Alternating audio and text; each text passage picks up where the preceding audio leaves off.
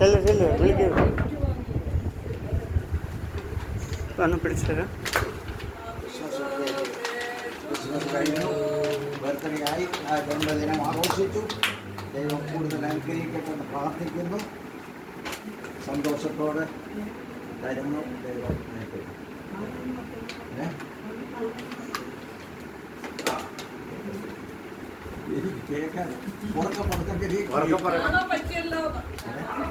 കാണാൻ പറ്റിയല്ലോ എന്നാ, അതുകൊണ്ടാണല്ലേ ഞാൻ വന്നത്, കാണാമെന്ന് ഉദ്ദേശിച്ചത്.